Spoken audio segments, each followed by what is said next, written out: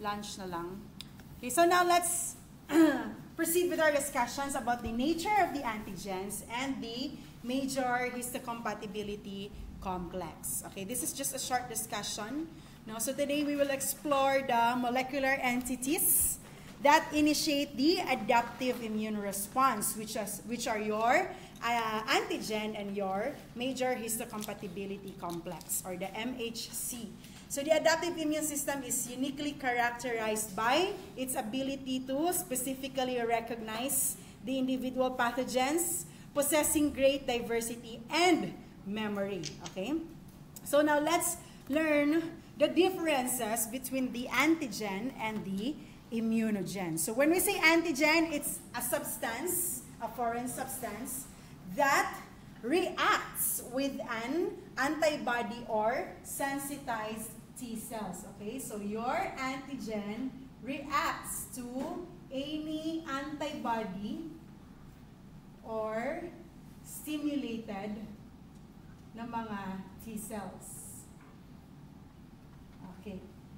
Once they have been formed, but it may not be able to evoke the initial immune response, diba? So your antigens can be foreign antigens or foreign substances that may elicit or evoke an immune response, no? So pwede siya mag-evoke or pwede po dili, alright? But when we say immunogen, these are macromolecules that are capable of eliciting an adaptive immune response, okay? So it is able to elicit or able to react, no, an adaptive immune response by inducing the formation of an antibody or desensitized T cells. Okay? So, kapag ang isa ka antigen, nag-trigger siya, triggering siya, provoking siya, kumbaga, nag-trigger, nag-provoke, nag-elicit,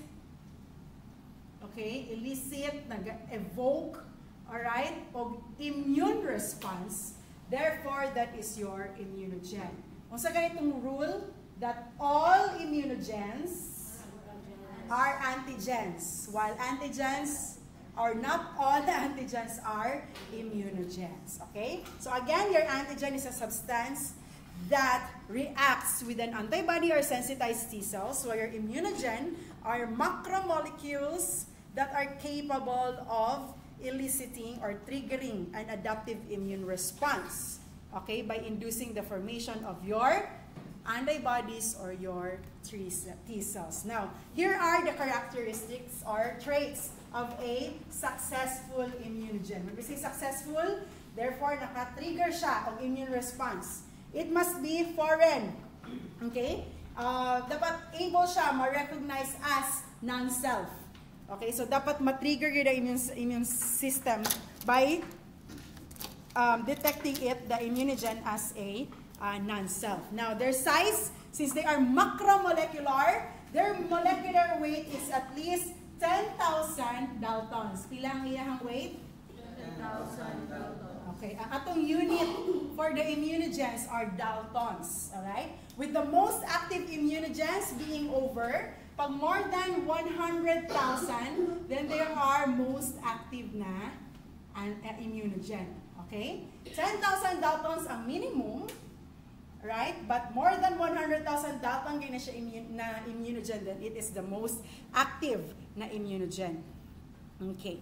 Now, their chemical complexity, na siya chemical properties in which it can be or it must be a protein, no, ang atong immunogen. Protein are the most effective na mga immunogens. Kapag iha ganing content sa iyang chemicals is protein, if it's made up of protein, then it's the most effective immunogen. Why? Because, di ba, proteins are amino acids.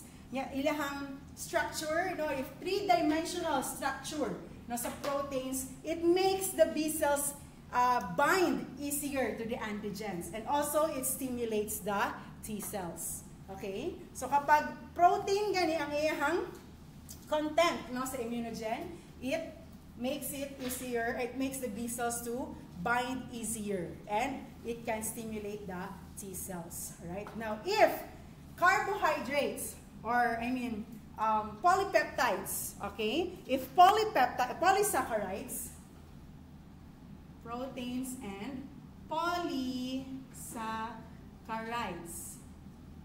Okay? If polysaccharide yung chemical content, then it occurs as a glycolipid. Okay?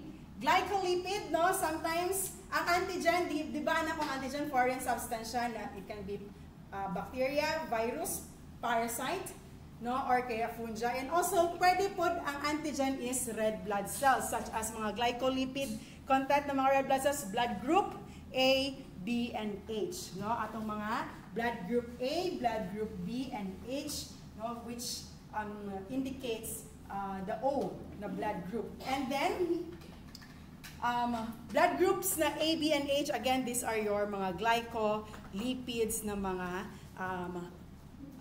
chemical complexities sa ato ang immunogen. Now, if they are glycoprotein, these are found in the blood groups RH. Di ba RH? O sa itong mga RH, ganin na blood groups, positive and negative. Who among you here are RH positive? Can you raise your hands? Okay, mga RH neg. Okay? Before, no, abot ko na-share ba na ako, before tong college ko, naami activity, first year pa na mo to, mag-blood, mag-blood typing, nga sa slide lang, nga, ibutang sa worksheet ang katong blood typing na result kaya para i-check sa teacher. So pag man, ang classmate niya ako nga nag-process akong dugo, kaya iya siya, Latin, B-negative ka, di ba? You know, kapag negative, precious kay mong blood, dapat dili ka dayon ma-aksidente, kay rare kayo ang naay mga negative, RH negative sa Pilipinas. So, ako kayo nitatak gid sa kuang and nagkaroon jud kog fear na dapat maghinahinay jud ko, magtabok, dapat ko ma-aksidente, dili ko magtabok nga wala ko'y kauban. Pero pag abot na 4th year, during sa ang laboratory simulation sa blood bank, no? Ako among teacher nga kisay RH negative. So ako, proud kayo, ma'am, RH negative, B negative. So pag test, A positive, B ay. Lupa, kainin mo ako. All the while, I thought B negative ko. No? So mali ang blood typing. Okay, wala lang, nakwento lang. Okay, and also, glycoproteins are mga Lewis antigen. So these are part of the minor blood groups, no, sa ato ang mga blood groups. Okay, so at least na may foundation sa ato ang blood banking, in which inyo na i-take sa 3rd term. Okay? So, daghan kayo, no? Mas taas, mas dagan pa sa Christmas alphabet ang ato ang mga blood groups. Okay? So, another na po na ninyo i-learn next term. Alright? Now, your immunogen should have this processability na characteristics. Okay? Wherein, it must be capable of being processed and presented. Okay? Unsa daw dapat iyahang processability na characteristic? It should be processed and presented. Sa asa? Sa asa dapat siya i-present? Yes, to the T cells by the MH molecules. Okay. Alright. So, dapat ang immunogen contains these 4 characteristics para maging successful siya na immunogen, no? Kung successful siya na immunogen, it means it can trigger or elicit now the immune response. Now, an antigen has this epitope, okay? Now, the epitopes are known as the determinant sites. So, these are the determinant sites, okay, of the antigen. Ang epitope, now, for example, this is a Staphylococcus, or let's say red blood cell na lang, sila tag-bacteria. Okay, this is an RBC. Ang antigen na RBC, na siya mga epitope. Okay, these are the epitopes. Hala, wala akong nag-change color. Okay, so kaning mga epitopes na ni, mo sila ang site, no, para ma-determine sa ato ang mga antibodies. Okay, or even sa ato ang mga mga phagocytes, okay? So these are molecular shapes or configurations recognized by the B cells and the T cells. So they have linear epitope na type and conformational na epitope. Kapag linear, sequential ang iyang mga amino acids following one another on a single chain. Kapag conformational na ay folding, no? So one chain or multiple chains, then that is conformational na epitope. Okay? Now epitopes, all right? The B cells may recognize the primary, secondary, tertiary, or even the quaternary structure of your epitopes. Okay, again, the B cells recognize the primary, secondary, tertiary, or even the quaternary structures of your epitope. Now, the T cells recognize an epitope only as part of a complex formed by the MHC. Okay? Ang T cells, mag-recognize siya sa epitope only when it is already formed as a complex by the MHC proteins. Okay? So, for example, kani ato ang bacteria. Okay? Your bacteria has a certain epitope. For example, ingon ani ang shape sa iyang epitope. Now, it comes in contact with the receptor of our, let's say, macrophage. Alright. Now, this bacteria, okay, so pwede niya na i-engulf, no? Pwede niya i-engulf, kauno niya, kaya para ang katong fragments sa ato ang bacteria, ato ni siya i-represent ani. For example, napatay na niya, ang fragments sa bacteria will be processed. Okay? So, i-process sa ato ang macrophage, no? Sa ato ang MHC na each macrophage or mga nucleated na mga WBCs has MHC or the major histocompatibility complex. Now, ang kaning fragments na ni will become peptides. Okay?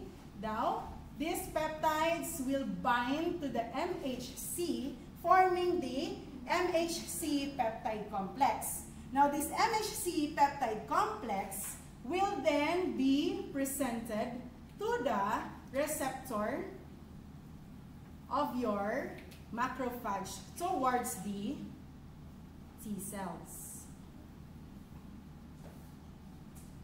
Okay? Now, pag ma-detect niya, no, katong peptides from the fragment of the bacteria, these T cells will then, no, pwede niya i-stimulate. Sige, ito i-stimulate? Isa niya i-stimulate the T cell? Remember ka ganina? Isa niya i-stimulate? Si B cells to produce what? To produce antibodies. Okay, antibodies lang gina-produce ni B cells. Okay? So once na-detect niya, no, it's either kung T helper cell siya, iyang i-stimulate si B cell na mag-produce og antibody. If T is cytotoxic T cell siya, cytotoxic, ang sayang buhaton, regulate niya ang lysis of the cell. Kay toxic man siya, pwede niya patyun-dayon ang cell. There's lysis. Okay, na gets ang process, no? Again, once na mag-process ni macrophage or any nucleated na WBC, okay, yung i-process ang antigen, yes. Then, may mo siyang peptide, ma-breakdown niya into peptide. This peptide will bind into the MHC molecule, forming, sa ito na complex?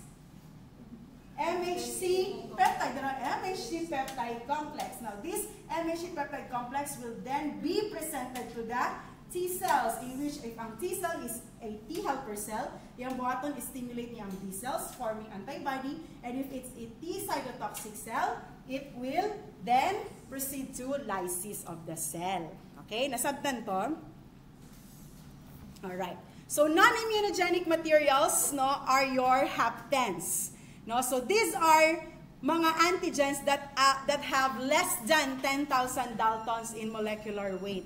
It's a false alarm na po. Okay? So again, mga haptens, kung sa gini mga haptens, mga micromolecular yung sila ng mga antigens that are less than 10,000 Daltons ang ilang molecular weight, in which it needs to have a carrier. Kailangan na siya carrier to create new antigenic determinants. So these are the haptens. So ano sila kagagmay? in which dili sila maka-elicit og immune response. Di ba? Ang sa itong requirement para maka-elicit siya immune response sa iyang size dapat 10,000 Daltons to more than 100,000 Daltons. Your haptens are less than 10,000 Daltons. Small ilahang sizes and it requires a carrier molecule. No, kay para mo na siya ang maging epitope no sa ato ang antigen. So these are the haptens. It requires a carrier. Okay? So again, ang epitope is a determinant site. Ang hapten is less than 10,000 Dalton that requires a carrier to become a new antigenic determinant. For example, the poison ivy catechol or mga penicillin. Okay? So kailangan sila og mga carrier molecules no para maging effective or makatrigger immune response. Now today, ang known na mga haptens are kanang mga therapeutic drugs na kailangan ka na idagdag. No? So for example, aluminum ion. Okay? Mga aluminum ion na i-add nimo sa, for example, for hepatitis B vaccine, no, na yung mga aluminum ion para carrier siya, para pag-inject siya, para pag i-inject siya sa muscles, no, mag-create siya of immune response. Okay? So, na po example sa mga haptens.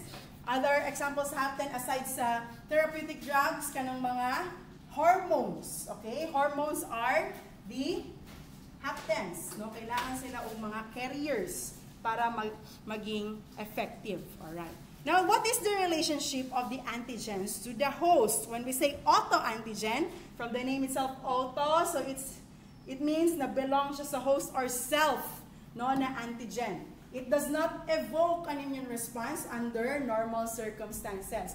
If matrigger siya sa stress condition, sa fatigue, or na ay other na mga imbalances sa cascades or sa immune responses, then dito siya maka-evoke ang immune response. Alloantigens, these are the antigens no, that are from the other members of the host species and are capable of eliciting an immune response. So, gikan, for example, from gisalinan kong dugo from another person, a blood type A positive po. Okay, so that's ang na-receive na ko na red blood cell or na blood coming from that other person is called as the alloantigen. Okay?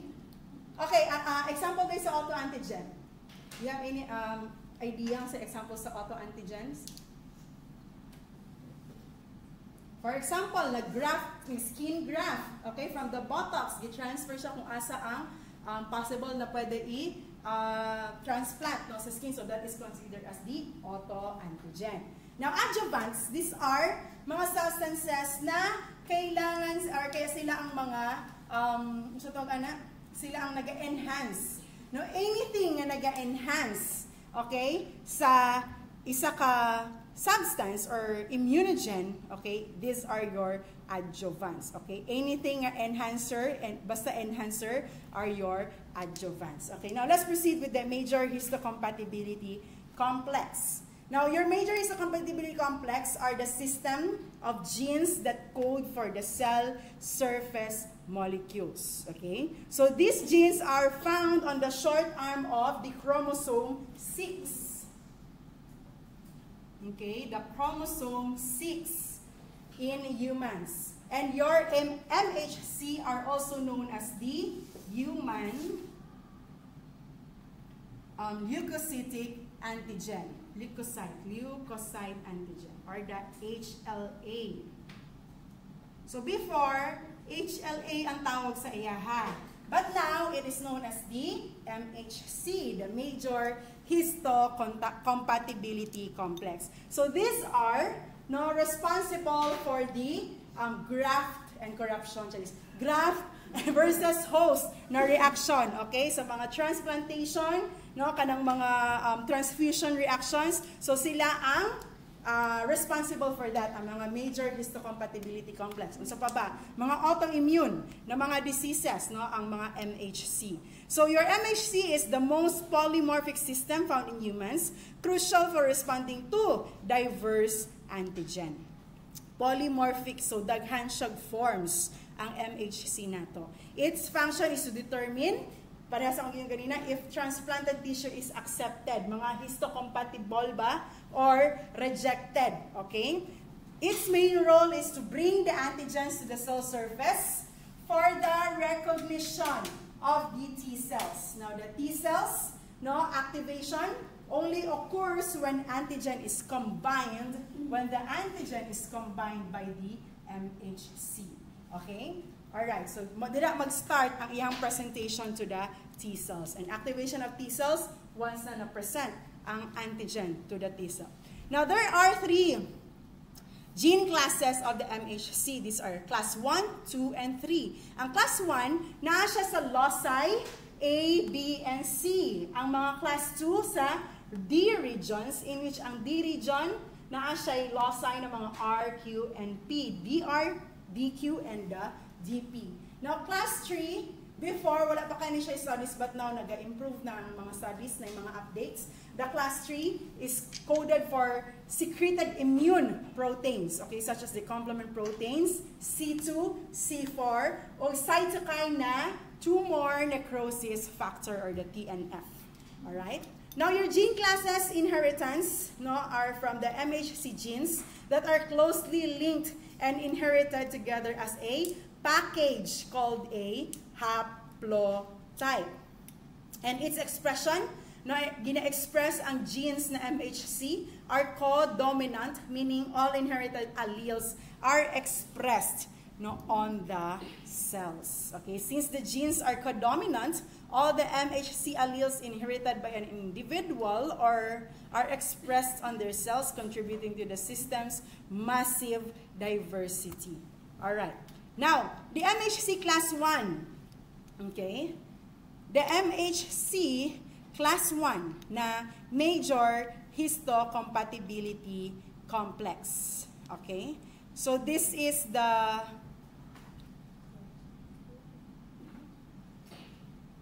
kanang warden, no, the warden of internal threats, okay? So, sila tong mga nag-target yun, or warden of internal threats. Okay, so cellular distribution are found on all nucleated cells. Okay, your MHC class 1 are found on the nucleated cells. Tanan mga nucleated. Name a nucleated cells. Sa mga nucleated cells? Mga? WBCs, o tanan WBCs, mga nucleated cells, the T cell, B cell, neutrophils, macrophage, no, eosinophils. So, makita si MHC class 1 dito sa mga cells na to. And the structure of MHC class 1, no, nasa dimer, iyahang structure, meaning duha.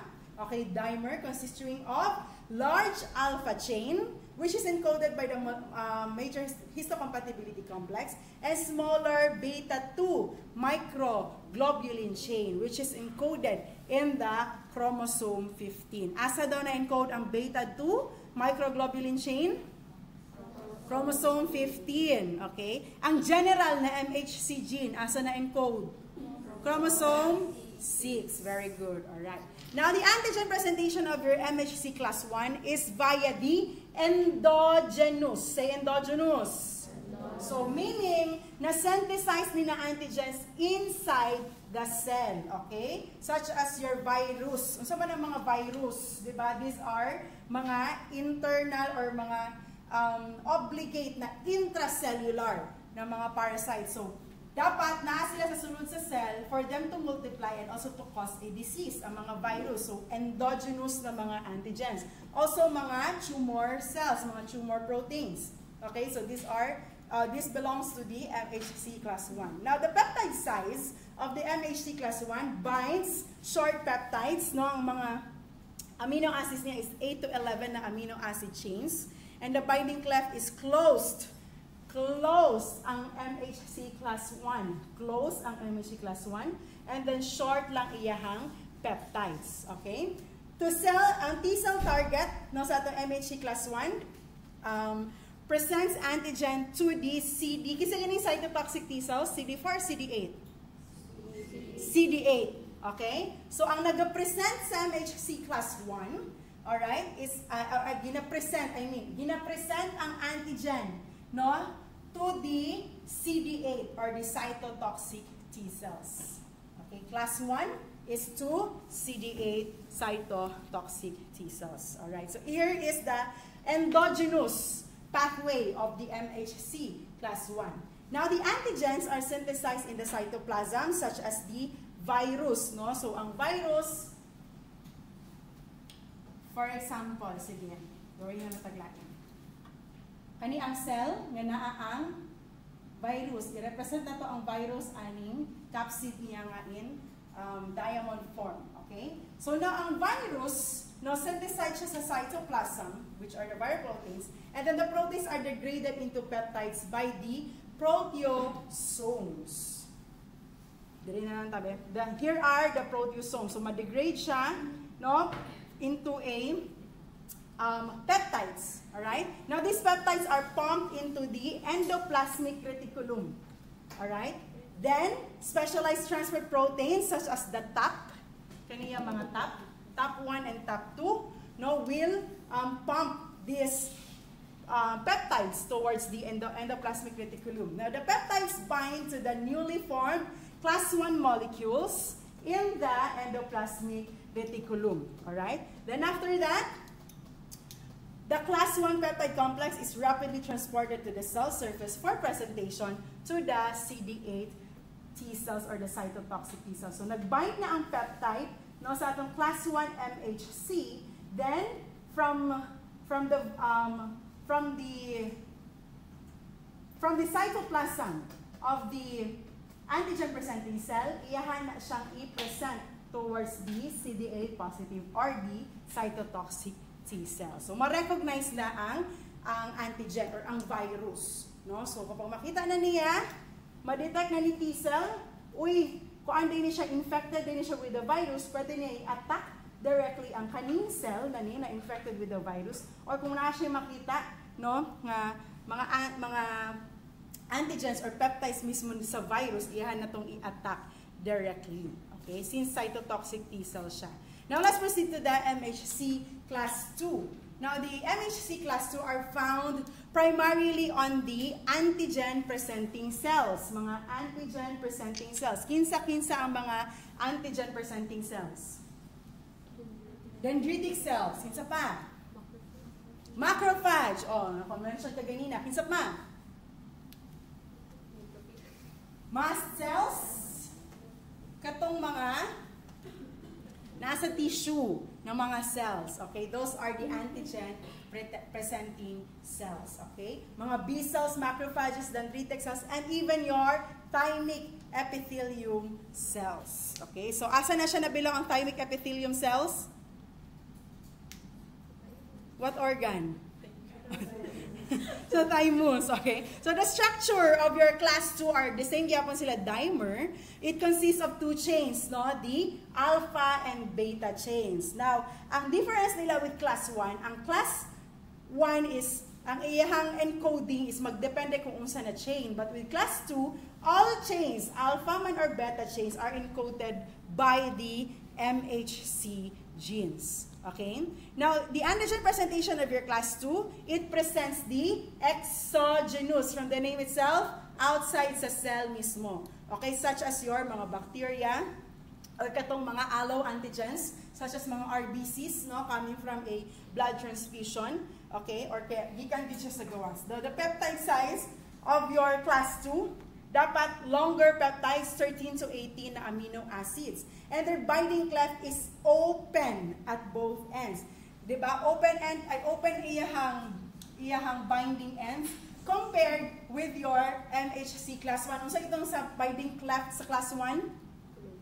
Closed at both ends. Okay? Sa iyaha class 2 is open at both ends. The T cell target for your MHC class 2, gina-present ang antigen to the helper T cells, or also known as the CD4. The CD4 positive helper T cells. So, ang ginabuhat niya, i-recruit niya ang B cells for the antibody production. Okay? So, T helper for B cell antibody production. Cytotoxic is for the lysis, no, or kaya sa pag-target mismo sa cell. Alright? So here's the exogenous pathway of your MHC class 2. The antigen is taken from the outside the cell via phagocytosis or endocytosis. Okay? So iyahang gi-engulf. Next, class 2 molecules bind the invariant chain in the endoplasmic reticulum. Unsay purpose sa invariant chain? Okay? Iyang i-block ang class 2 binding site. Okay? Then this antigen is degraded in endosomes into peptides. Then the invariant chain is degraded, leaving a fragment called the CLIP or the clip. Now, the HLA-DM, katong allele, or loci I mean, na human leukocyte antigen, DM molecules mediate the removal of the clip and help load the exogenous peptides into the binding group. Then, the presentation, the stable class 2 peptide complex is transported to the cell surface for recognition by CD4 plus T cells. Okay? So, in short, in summary, kapag exocyte, or kaya, the endogenous pathway, unsa gani endogenous ang class 1 or class 2? Ang class 1. Ang class 1, since endogenous na siya, nasa sulod mismo ang antigen, no? So iyan ang i-present using the MHC class 1, all right? So naay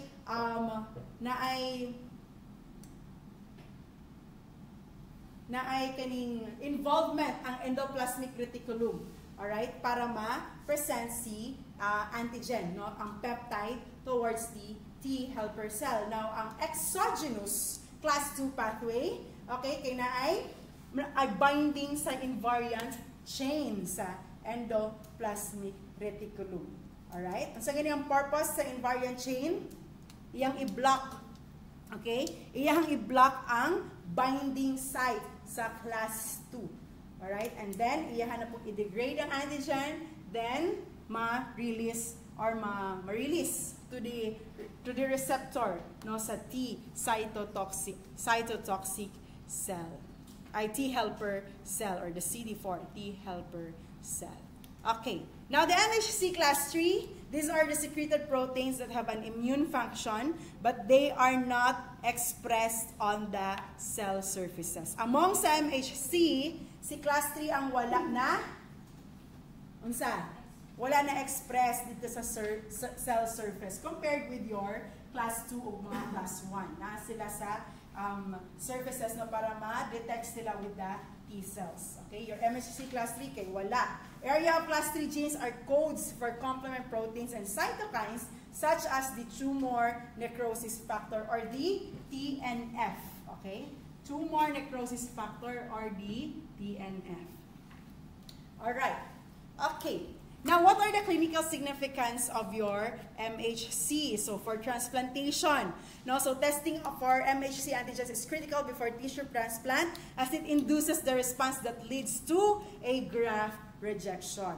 Okay? So, mga kidney transplant patients, no, kailangan kina sila gina-monitor from time to time. Dili po pasabot na by the time na gi-transplant na ang organ, meaning okay na siya, okay? Or wala reactions during sa pag-transplant, meaning okay na siya. Kailangan siya constant monitoring year after year after year after year. Okay, basig na ay delayed reaction, no, sa transplantation. Autoimmune diseases links, di ba? Inheritance of the certain human leukocyte antigen or the MHC alleles predisposes individuals to specific autoimmune na mga diseases. Okay? So your MHC will process the self-antigen, no, ihang i-process, ihang i-present kay T-cell. That's why na ay autoimmune na response. So ang self ihang gina-target, self ihang gina-attack. Alright? The HLA-B27, take note of this. HLA-B27 has a very strong association with the ankylosing spondylitis. Ano, halos always ako ni madungog sa kanang mga board exam na mga recalls, okay? HLA-B27 for ankylosing spondylitis. HLA-DR4 for the rheumatoid arthritis. These are autoimmune disorders. Alright? And for future applications of your MHCs, no, we need to know the individual's MHC type for the vaccines tailoring to ensure responsiveness and predicting potential drug hypersensitivities or allergic responses. Okay, in which ma-discuss na to ni sa finals ang mga hypersensitivity reactions and mga response sa immune system towards different vaccines such as Hep B, HIV, and any other vaccines. Okay? And so that ends our antigen and MHC na discussion. Do you have any questions? Okay.